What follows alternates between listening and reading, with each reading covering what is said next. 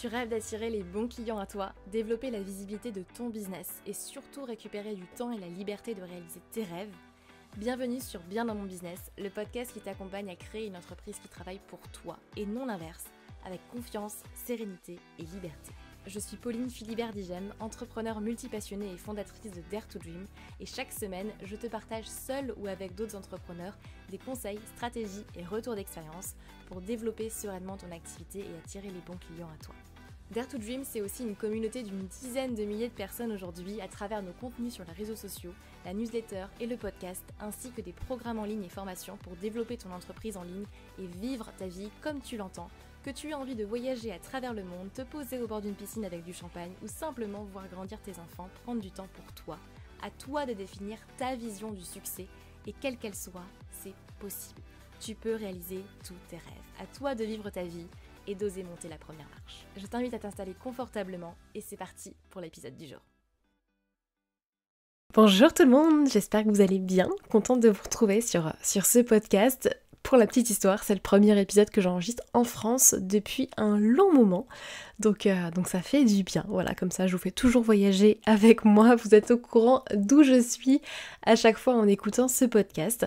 Et voilà, ça fait du bien du coup de réenregistrer des épisodes ici pour l'instant. Et on se retrouve aujourd'hui pour parler ensemble un petit peu plus de LinkedIn et de ce diable, j'ai envie de dire, qui est l'algorithme, parce qu'on a souvent, je pense, tendance à diaboliser un petit peu l'algorithme, et j'ai envie un peu de démystifier ça aujourd'hui. LinkedIn, on va pas se mentir, c'est pas le réseau le plus attractif du monde, c'est pas celui vers lequel on va se tourner en priorité. Pourquoi ? Parce que LinkedIn n'a jamais vraiment été mis en avant aussi, autant qu'Instagram ou Facebook par exemple. C'est un réseau qui est vieux, autant en termes d'utilisation que en termes d'histoire en fait, puisqu'il date quand même de 2002, donc c'est même plus vieux que Facebook, plus vieux qu'Instagram, et alors plus vieux encore plus que TikTok, Twitter, etc. Du coup, c'est pas forcément effectivement le réseau vers lequel on va se tourner principalement.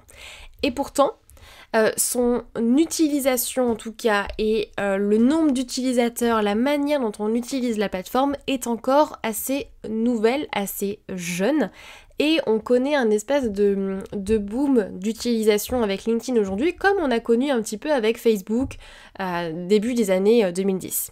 Et du fait que LinkedIn aujourd'hui ait une utilisation qui soit assez nouvelle, mine de rien, même si c'est entre guillemets le plus vieux réseau social qu'on a, ça reste un nouveau réseau social sur lequel de plus en plus de monde se lance. Maintenant, je pense que si vous êtes là, si vous écoutez ce podcast, j'ai pas besoin de vous convaincre en tout cas et de vous expliquer quel est l'intérêt de se lancer sur LinkedIn aujourd'hui, je pense que vous le savez. En tout cas, si vous ne le savez pas, je vous invite à aller écouter d'autres épisodes de podcast où justement j'explique pour qui est-ce que c'est fait, pour qui est-ce que ce n'est pas fait, qui, selon moi, doit se lancer sur LinkedIn, être visible sur ce réseau social-là, à quoi ça sert, quels sont les résultats qu'on peut attendre, etc. Je vous laisse aller écouter les autres épisodes qui sont vraiment centrés sur LinkedIn. Mais on sait aujourd'hui que LinkedIn est une mine d'or quand on est à son compte, quand on cherche un job, quand on va chercher à recruter, quand on veut booster sa visibilité, quand on cherche des clients, quand on cherche à travailler sa notoriété, son image de marque, etc. Quand on cherche à se mettre en avant, communiquer, c'est pour moi un must. Et on sait qu'aujourd'hui, en tout cas j'espère que vous le savez, mais aujourd'hui, communiquer, c'est un besoin vital pour une entreprise. Là où avant, il y a quelques années, la création de contenu était plutôt un moyen de se démarquer par rapport à d'autres concurrents, pour moi aujourd'hui, la création de contenu, on peut difficilement faire sans. Alors il y a bien évidemment des industries qui font exception à cette règle-là, bien évidemment, mais ça tend quand même vers la norme de plus en plus, et aujourd'hui c'est pour moi indispensable quand on se lance, en tout cas qu'on n'a pas forcément de réseau, qu'on n'a pas forcément de liste email, ou qu'on n'a pas forcément d'autres moyens face à soi, de se lancer dans la création de contenu pour se rendre visible auprès de sa cible. Et si en plus votre cible ce sont des entreprises, des personnes même en B2B ou des personnes que vous allez cibler plutôt du côté professionnel, eh bien LinkedIn est juste parfait pour vous. Par contre, on va pas se mentir, forcément quand on commence à créer du contenu, on va se retrouver confronté à tout un tas déjà de questions. Par où je commence sur LinkedIn, quels sont les codes, qu'est-ce que je fais, quel type de contenu est-ce que je publie, parce que si vous avez déjà un petit peu mis les mains dans le cambouis, vous avez sans doute remarqué que sur LinkedIn on ne publie pas le même genre de contenu que sur Instagram, sur Facebook ou autre. Sinon c'est pas en général ce qui fonctionne le plus. Si vous arrivez avec vos 20 hashtags par post par exemple, ou des posts avec des visuels type Instagram, ça ne marchera tout simplement pas. Donc bien évidemment ça demande d'apprendre un minimum de code sur LinkedIn. D'ailleurs à ce propos, si vous ne l'avez toujours pas vu, je vous invite en complément de cet épisode de podcast à aller checker la masterclass entièrement gratuite sur LinkedIn où justement je vous emmène pas à pas pour vous montrer les codes du réseau LinkedIn et comment vous allez pouvoir attirer les bons clients toute l'année grâce à LinkedIn, les types de formats, par où est-ce qu'on commence, qu'est-ce qu'on fait, comment est-ce qu'on utilise en fait ce réseau, quels mots est-ce qu'on va utiliser, puisque le langage va être aussi un petit peu différent. Donc n'hésitez pas à aller checker cette masterclass gratuite, elle dure 1 heure et vous pouvez aller vous inscrire gratuitement sur dare-to-dream.fr/masterclass-LinkedIn et du coup vous pouvez directement aller vous inscrire là-dessus et je vous remettrai de toute façon le lien en description de ce podcast et dans tous les cas elle est disponible sur notre site internet dare-to-dream.fr. Et donc parlons un petit peu quand même de cet algorithme LinkedIn qui nous embête un petit peu, faut le dire. Alors à la base l'algorithme, on va pas se mentir, il est pas là pour nous embêter. Il est là au contraire pour nous aider et c'est quand même une très très bonne chose aujourd'hui que les algorithmes existent sur les réseaux sociaux, sinon on n'y passerait même pas 5 minutes parce que le contenu qu'on verrait ne serait tout simplement pas adressé à nous, même si je vous l'accorde que parfois, ça peut arriver, mais s'il n'y avait pas d'algorithme du tout, ce serait quand même la foire, ce serait quand même un peu plus compliqué de passer du temps sur les réseaux sociaux. Le but d'un algorithme, je vous le rappelle, c'est simplement de montrer le contenu le plus pertinent à ses utilisateurs à un instant T. C'est un algorithme qui va tout simplement décider par lui-même de dire ce contenu-là va vous intéresser plus qu'un autre par rapport à ce que vous consultez sur les réseaux, par rapport à vos centres d'intérêt, par rapport à ce que vous avez liké, par rapport à votre réseau, etc. etc. Donc à la base, l'algorithme, faut vraiment pas en faire un ennemi, mais un ami. L'idée c'est pas de se dire l'algorithme moi il m'embête, je le laisse de côté, je fais ce que je veux et puis on verra. Non, faut vraiment en faire un ami, jouer avec, en fait, on joue avec les codes. À partir du moment où vous connaissez les règles du jeu, là vous pouvez jouer, là vous pouvez gagner. Mais on ne peut pas gagner un jeu si on ne connaît pas les règles du jeu. Bon, c'est pareil en business, c'est pareil sur LinkedIn, c'est pareil partout et l'algorithme fait partie de ce jeu. Donc la première chose c'est que si déjà vous vous dites j'ai pas de visibilité sur LinkedIn, je publie mais ça marche pas, ça décolle pas, je plafonne toujours à un certain nombre de vues, peut-être quelques centaines ou peut-être même quelques milliers de vues par post, ou même encore moins, c'est possible, c'est ok. Déjà, pas de panique, on va voir ensemble 3 points, 3 étapes à checker pour aller voir déjà où se cache le problème. Parce que on peut aller travailler sur plein de points différents, mais ça sert à rien d'aller tout faire en même temps parce que vous allez vous éparpiller. Donc moi j'aime bien toujours aller droit à l'essentiel, vous le savez, on n'a pas besoin de tout retravailler, toute cette stratégie de com, etc. Bon, sauf si vous partez de rien, dans ce cas-là, oui, on redémarre dès le début, mais voilà, si vous avez déjà des choses en place, on va les regarder aussi un petit peu via 3 points à checker, 3 étapes, pour voir un petit peu d'où vient peut-être le problème et où est-ce qu'on peut appuyer pour vous permettre d'avoir des résultats plus rapidement. Et donc de booster bien évidemment votre visibilité. La première chose, c'est déjà de remettre en question votre contenu quand même. C'est vraiment pour moi la première chose à faire, c'est se dire ok, j'ai pas de visibilité, LinkedIn ne me pousse pas en avant.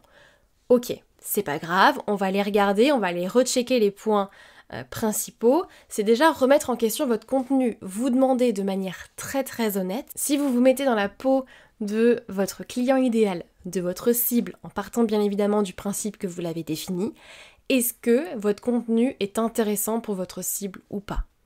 Si vous étiez dans sa position, est-ce que vous auriez eu envie de lire ce post ou pas et surtout de réagir à ce post? Parce que c'est surtout ça en fait qui est important.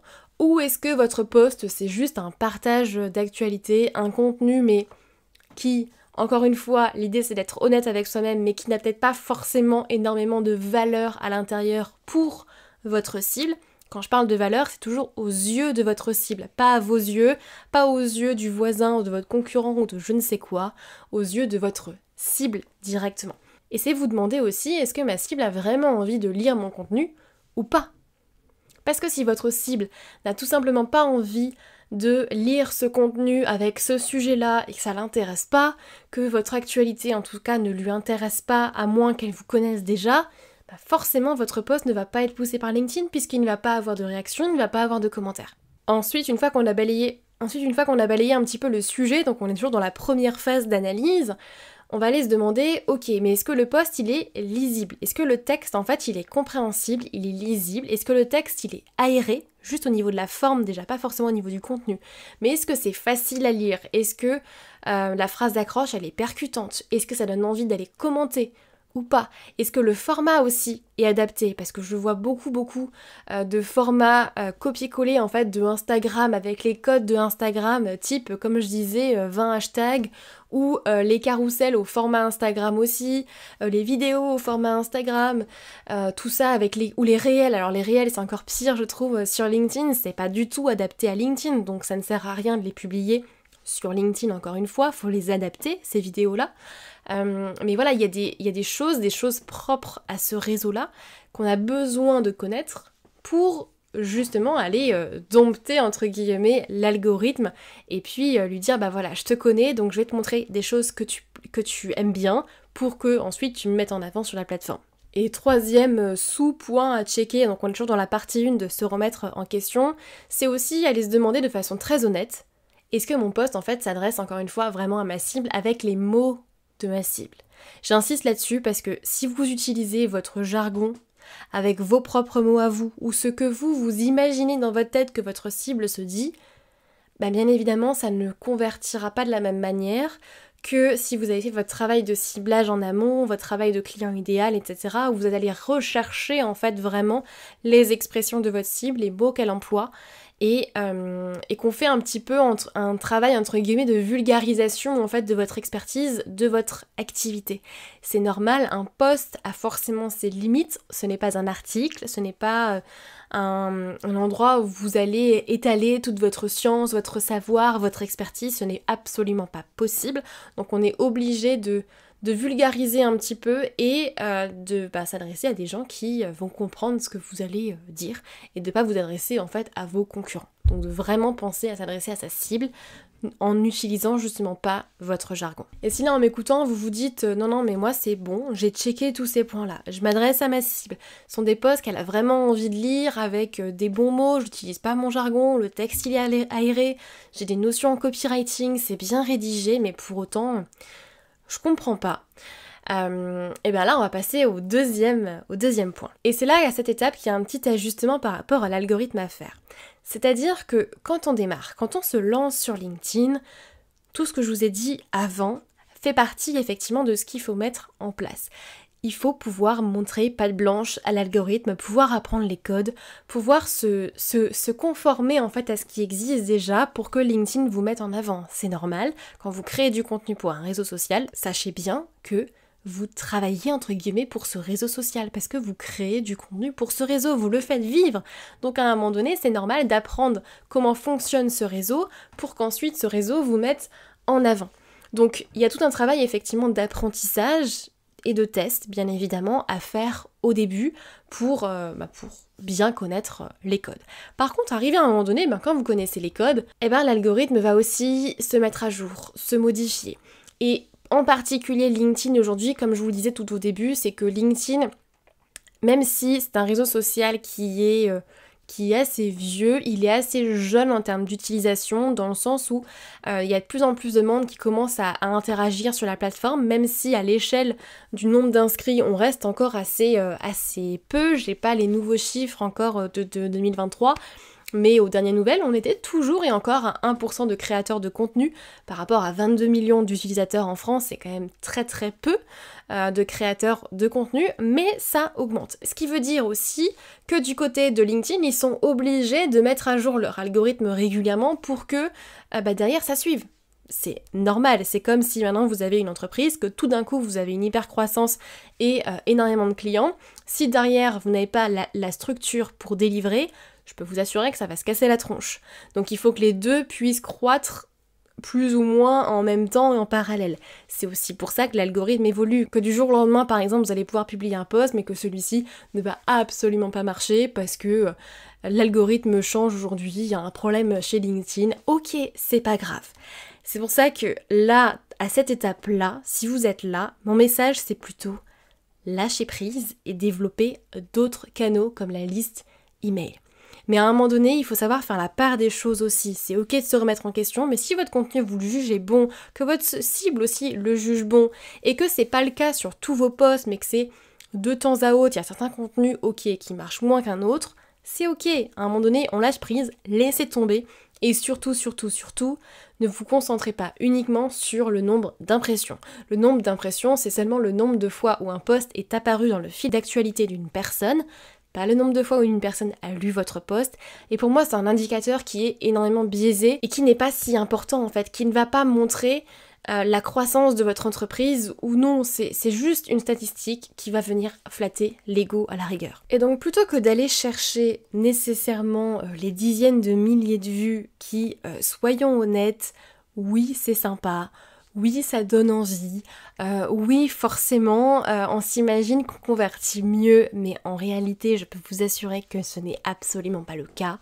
Regardez davantage quel est votre taux de conversion. Et là, ça va vraiment dépendre de chacun. Et je vous invite vivement à définir un objectif de conversion. Quel est votre objectif avec votre contenu LinkedIn? Est-ce que c'est de récupérer des adresses email? Dans ce cas-là, combien d'adresses email est-ce que vous récupérez avec votre profil LinkedIn et avec vos posts LinkedIn chaque mois? Est-ce que c'est des inscriptions à une masterclass particulier? Dans ce cas-là, qu'est-ce que c'est? Quel est le nombre de personnes qui vont visiter votre page de capture? Est-ce que c'est des visites sur votre site internet? Dans ce cas-là, combien vous avez de visites par mois qui viennent de LinkedIn directement? Ça, vous pouvez mettre du tracking en place. Ça se fait assez simplement avec différents outils en fonction de vos objectifs et en fonction des KPI que vous voulez traquer.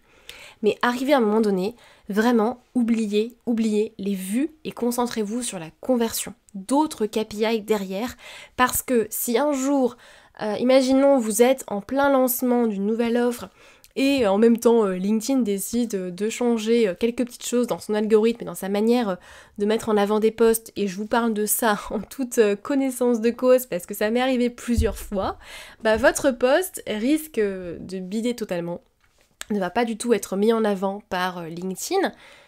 Et à ce moment-là, il faut savoir lâcher prise. Il faut se dire que déjà, c'est pas de votre contrôle, c'est pas de votre ressort. Vous avez fait ce qu'il faut, c'est ok. Mais d'un point de vue purement stratégie business, vous ne pouvez pas laisser votre business se reposer uniquement sur un algorithme d'un réseau social.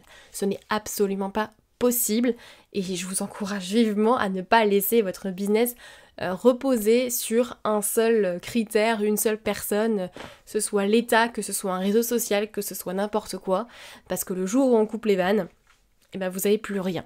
Donc pensez toujours aussi à diversifier. Mais ça se passe dans un deuxième temps. C'est pour ça que je mets des grandes parenthèses là-dessus. C'est pour moi à partir du moment où vous avez déjà du contenu, où le contenu il fonctionne, où vous êtes formé sur les codes du réseau et que vous avez déjà du bon contenu. Parce que si le contenu déjà à la base il est pas bon, ok, on revient aux bases. C'est quoi du contenu intéressant pour ma cible? Qu'est-ce que ma cible a envie de voir, de lire? Quels sont les formats pour LinkedIn, etc., etc. Mais à partir d'un moment donné, on laisse tomber, on lâche prise et on se focalise plutôt sur ok, quel est mon indicateur à moi? Comment est-ce que je décide de convertir grâce à LinkedIn? Parce que j'ai une nouvelle pour vous et ça ne suffit pas de juste publier des posts pour convertir sur LinkedIn. Il y a une technique de conversion à mettre en place pour pouvoir convertir. Vous avez vraiment une stratégie de com plus stratégie de conversion égale achat. Pas juste stratégie de com égale achat. Aujourd'hui, c'est fini les posts où vous parlez juste de votre offre sur Instagram ou sur LinkedIn ou même sur Facebook et pouf, vous avez des dizaines et des dizaines de ventes. Ça ne suffit plus en fait.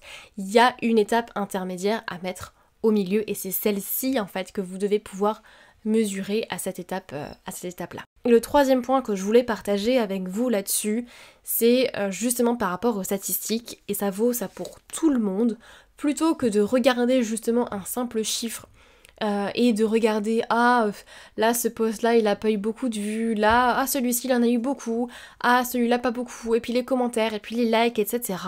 Pensez à documenter.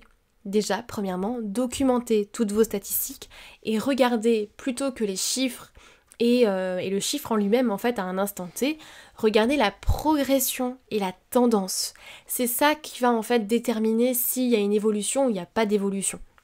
Ou une baisse ou une augmentation tout simplement de vos chiffres. Donc faites un graphique avec vos chiffres, avec les chiffres que vous mesurez et regardez. Est-ce que le nombre de vues il a tendance à évoluer dans le mois ou sur les 6 derniers mois? Est-ce qu'il a évolué ou pas? Est-ce qu'au contraire il a baissé? Auquel cas qu'est-ce que vous avez changé ou qu'est-ce que vous n'avez pas changé justement qui fait que ça a baissé? Regardez le taux d'engagement, regardez le nombre de likes mais la moyenne sur le mois. En fait c'est plus prendre du recul sur vos statistiques et regarder de façon globale quelle est la tendance sur mon compte LinkedIn. Est-ce qu'il y a une augmentation progressive du nombre d'impressions sur mes posts, même si oui, il y a des pics de temps à autre, des pics vers le haut, des pics vers le bas, ça arrive, c'est ok. Mais est-ce qu'en moyenne, il y a une tendance vers le haut ou une tendance vers le bas? Et face à ces chiffres, qu'est-ce que je décide de faire? Qu'est-ce que je fais? Qu'est-ce que je mets en place? Qu'est-ce que je modifie? Et qu'est-ce que je teste pour le mois prochain pour justement avancer vers mes objectifs qui sont un tel.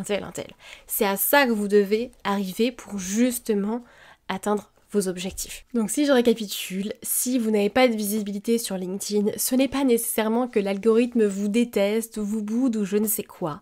Ce n'est pas la faute à l'algorithme nécessairement, mais je vous invite vivement à agir sur ce sur quoi en fait vous avez du contrôle et à laisser de côté ce sur quoi vous n'avez absolument pas d'influence et de contrôle. On en revient toujours à la même chose, on ne peut pas changer le monde en un claquement de doigts, d'accord? Il y a plein de choses sur lesquelles on n'a aucune influence, donc on laisse de côté, on apprend à la rigueur comment ça fonctionne, on apprend les règles du jeu pour faire en sorte de justement avoir un maximum de résultats et d'apprendre comment ça fonctionne. Et dans ce cas-là, vous avez déjà plein d'outils sur ce podcast pour le faire. Je vous invite vivement à aller vous inscrire à la masterclass gratuite qui va beaucoup plus en détail sur LinkedIn, les codes de LinkedIn, par où on commence, qu'est-ce qu'on publie, qu'est-ce qu'on fait, etc. Vous pouvez aller du coup sur le site internet dare2dream.fr. Il y a des petits tirets entre Dare, To et Dream, du coup. Et sinon, vous aurez le lien de toute façon en description de ce podcast. Donc, allez checker la masterclass. Vous aurez déjà beaucoup plus d'informations. Mais si vous voulez effectivement vous lancer sur LinkedIn, il n'y a pas de secret. Faut vous former. Ensuite, il faut tester. Tester. Regardez ce qui fonctionne et regardez ce qui ne fonctionne pas. Mais pour moi, par contre, communiquer, c'est un must aujourd'hui, en 2023, pour votre entreprise. J'espère que cet épisode vous aura plu. Je vous invite vivement à aller laisser une note et un commentaire s'il vous plaît sur Apple Podcast ou Spotify. C'est hyper précieux et je sais que vous êtes plusieurs centaines chaque semaine à écouter ce podcast, donc ça me ferait hyper plaisir de pouvoir avoir ne serait-ce qu'une petite note, celle que vous souhaitez, et un petit commentaire de votre part sur Apple Podcast ou Spotify. Ça aidera le podcast à se faire connaître et puis ça me booste toujours à créer plus de contenu. Allez, je vous laisse aller checker la masterclass LinkedIn directement en description du podcast ou sur le site internet. Et puis on se retrouve la semaine prochaine pour un nouvel épisode sur Bien dans mon business. Et d'ici là, prenez soin de vous comme à chaque fois. Bye bye.